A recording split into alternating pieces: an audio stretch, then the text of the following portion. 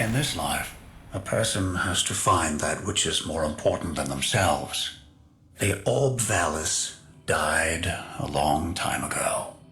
It should not exist. But here it is. It has a second chance. If that's not hope, then what is? I respect anything that fights its way back from death.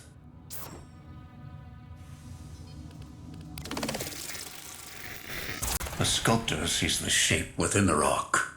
Their skill lies in removing anything that is not that shape, delivering something beautiful and lasting into the world. I was a sculptor of sorts, modest. My task was the considered removal of those who obscured the shape of what we wanted to be. With their deletion, a just society came into clearer focus.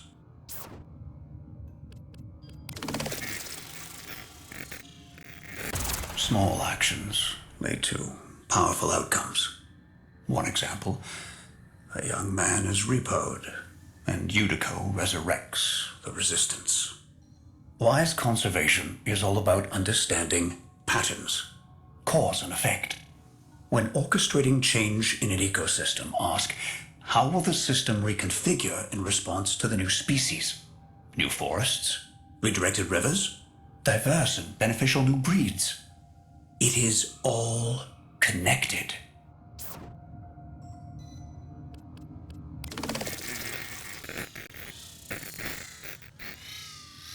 It was Legs' punishment that inspired Yudico to resurrect Solaris United. Lean and wise. It's time for that hungry, furious wolf to enter the woods, for the corpus to receive a selective and beneficial extinction. A small price to pay. A young man's body, an old man's soul.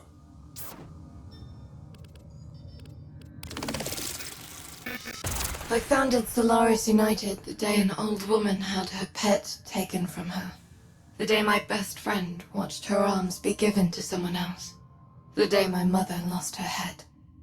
I founded Solaris United the day I sold my heart to buy a gun.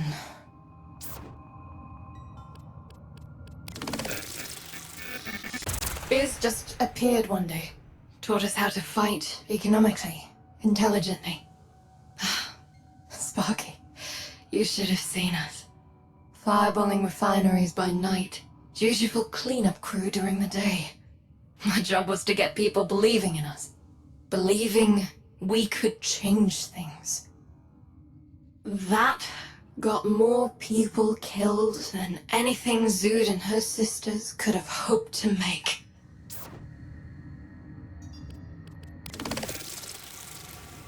It was a small operation. One we almost didn't run.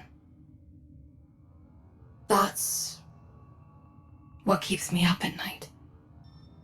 Deck 12.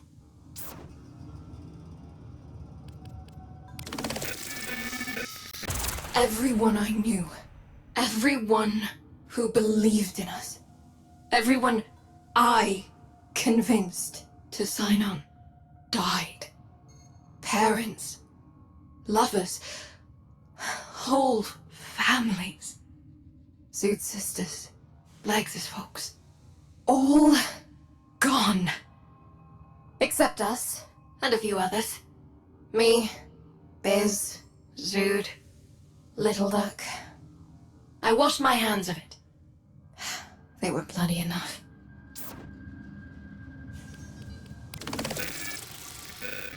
Then, years later, Biz showed up again. And then you. And then, somehow, here we are. This isn't the first Solaris United. It's the second. And, one way or another, the last.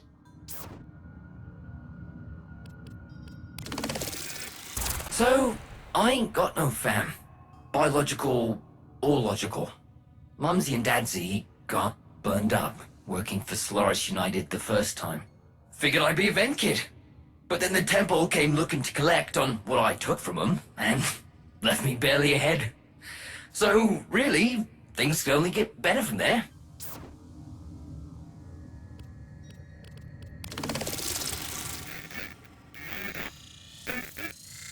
Can't be a vent kid all mowed up.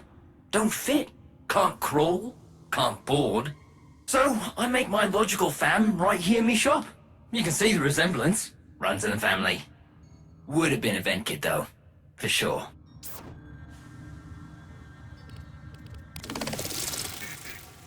Mr. The Business has been really good to me since my accident. Always coming over with something. I tell him he doesn't have to, but he says to me, in Revolution, it is the weakest who sacrifice the most. You've done your part, that I might do mine. And then he hands me a nutrient canister or a pot I can use. It's nice and all, but why does he look so sad about it?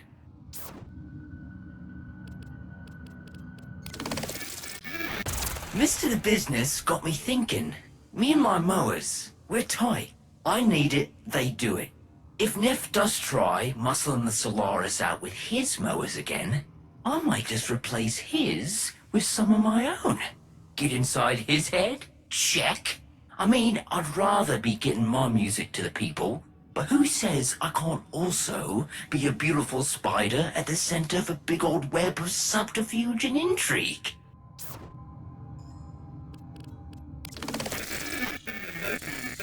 I was hanging in my rack the other cycle, about to power down, and I hear Boone and Roki and the Venters banging skeg on the pipes and ducts. They had a good bounce going, so I start singing, as I do. Got a little loud, and the skeg stops. I get all quiet like, oh, really stepped in it, thinks me. Then the grill pops. Boone's got his head in me abs saying, hey, keep it going. Oh, didn't sleep much that night. Neighbors neither. Then kid, yeah, that's me.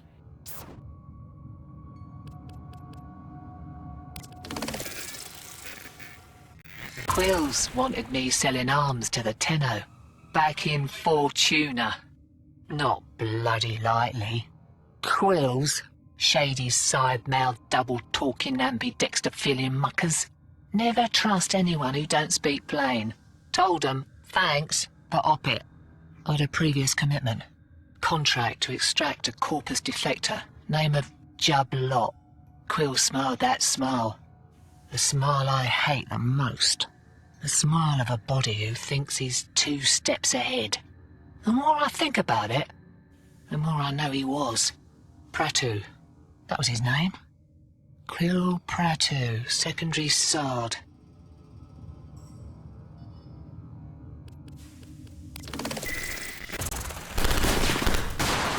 Today?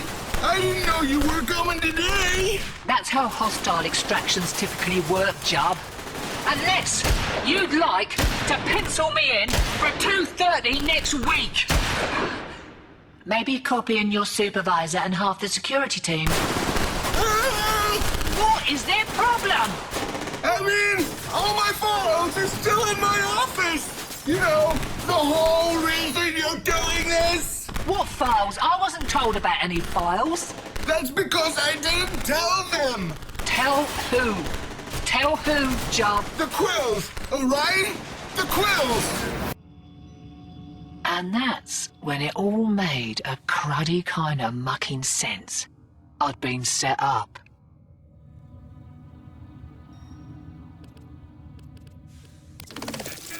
It was hairy, but I managed to get us behind a sealed bulkhead and into Lot's office. They don't fight like this for mid-level pencil necks. Who are you? Jub Lot. Secondary sub-architect of Nathaniel's Venusian restoration. I have information. And then he said it. For Solaris United. And then he got killed.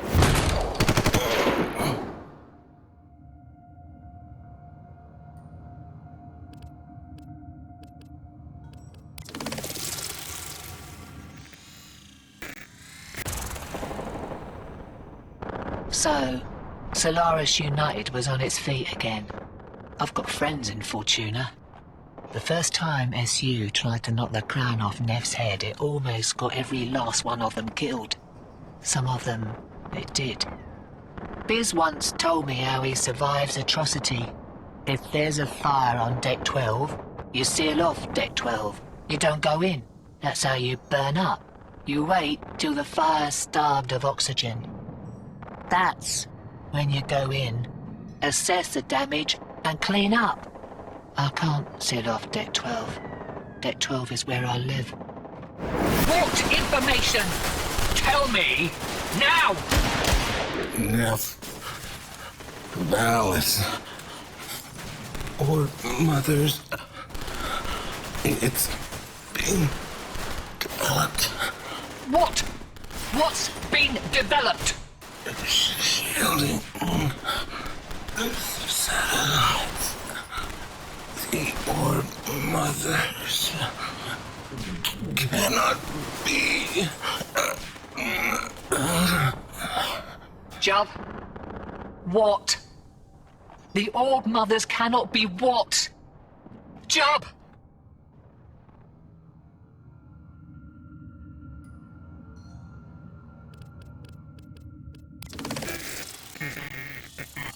Biz saved me from a life of swabbing latrines on Phobos. He made me what I am. But only because I left before I became what he was. Now I had to go back.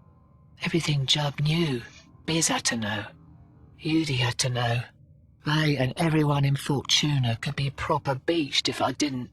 Pencil necks like Jubb don't risk their hide unless they mean it. Whatever Neff was doing with those Orb Mothers would be a hammer on the head of SU. I had to go back. If I didn't, if something happened to Fortuna, I'd never sleep proper again.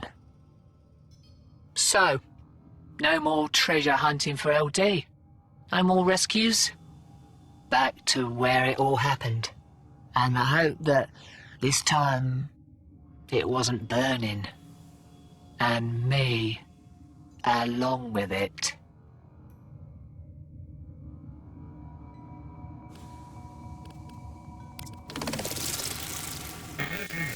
I have no truck with the corpus. The greatest damage done by avarice for the sake of avarice is precisely that it, without remorse, relent, demonstrates the easy sale of men and women who lend their bodies, their intellects, their voice to ends in which they themselves do not believe.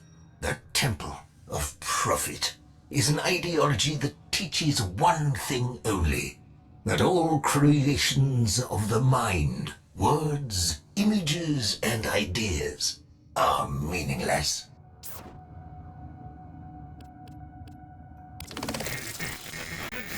And that is how you keep people beaten. By starving them not only of models of something better, but draining them of wholesome inspiration, denying them examples of a higher way of being, and sapping them of any belief that they can achieve it. To be blunt, to hell with the corpus! Although there was one corpus, a singular man, for whom I make a singular exception. His name was Sigor Sava.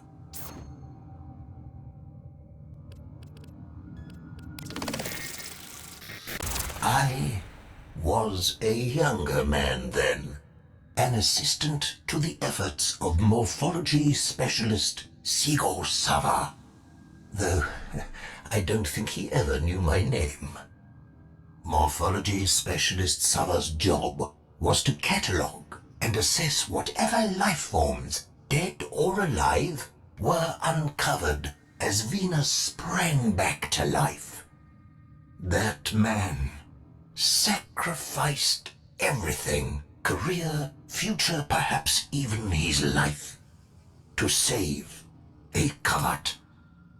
If you can believe that. I know, because I helped him. Though he never knew that either.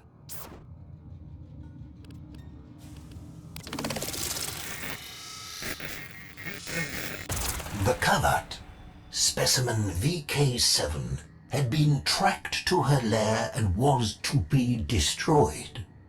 Sigor prevented that at the cost of his liberty, and was soon to lose his life. Coward that I was, I told myself there was nothing I could do. Then, she was there. VK7. In front of my hab, waiting, looking at me with more intelligence than any covert should have. And she dropped keys at my feet. The keys to the security center. It was I who opened the door to Sigor's cell, who watched as VK7 dispatched Sigor's would-be executioner, a corpus I had often worked with in Reclamation 3. It was I who ensured one cargo pod in particular was replotted to intercept an outbound Solaris rail tractor. It was I who sealed multiple bulkheads to stem the flow of troopers, meaning to end them both.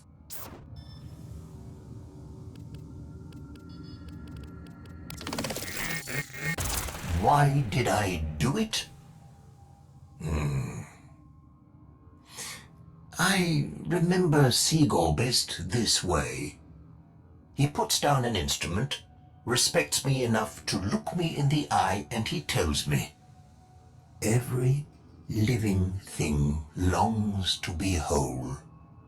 Every living thing yearns to defy death. If from death you returned, yet the part you loved best did not, what then? That was the last thing he ever said to me. That is why I helped him. In saving that animal, Sigor Sava had saved himself. How many of us can say that? I was not about to stand by and let the corpus steal from him the one thing that was truly his. To a flaming hell with the bloody corpus. Cetus is where Sigor went. The plains. His story is out there, if you want to hear it. To this day, I hope he is, too.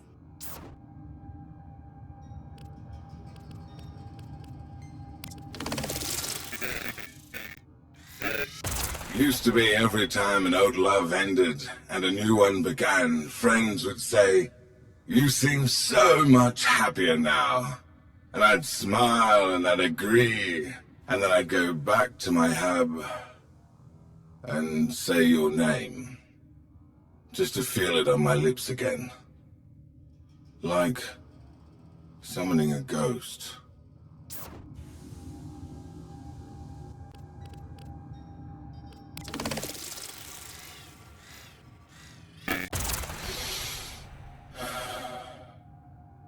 We met in unspoken agreement.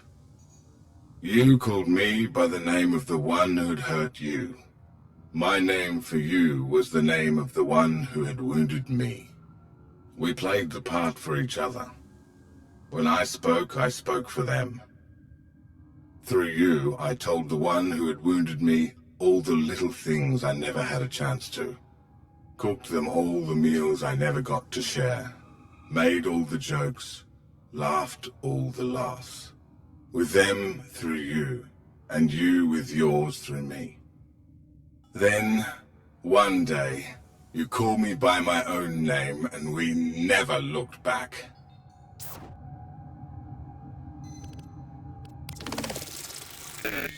There's a dream I have every now and then. You are you in your own first body, and I am there in mine. I stand on the shore, you stand in the sea. I watch as the waves roll in, but never break against your back. They whisper right through you, and you fade away from me. Again. I still have your glove. Just the one. The only thing I have left of you. In quiet moments, I lay it on my lap, lace my fingers through yours, and make promises. I promised that what happened to you would never happen to another. Promises I couldn't keep.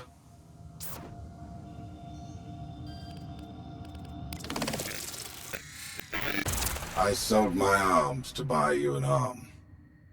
I sold my legs to buy you a leg. I sold my lungs, my bones, my heart to buy a safe place to cradle your beautiful head. I bought you back from them. I brought you back to me. You in the body I had bought for you, me in the body I had earned to replace the one I sold. But you weren't you. Not anymore.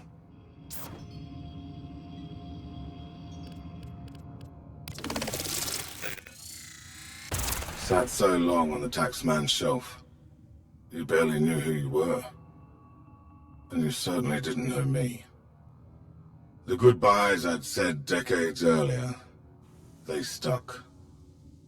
These days you work the canal, with few memories of who you were. And I'm in the business of keeping promises.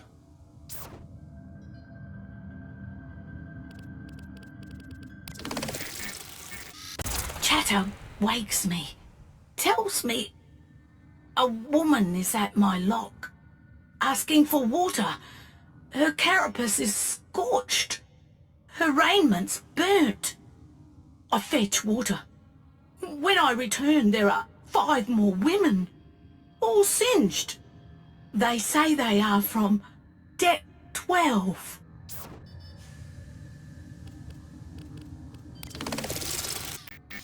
There is no Deck 12. I am certain I've seen those faces before. I fetch more water. I return. They are gone. I return to my rack feeling. I return to my rack angry at the inconvenience is what I do.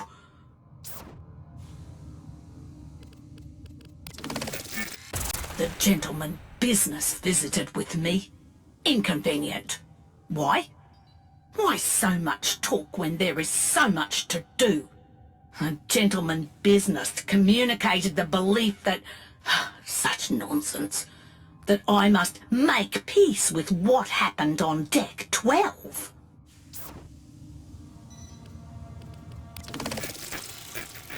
Deck 12. Deck 12.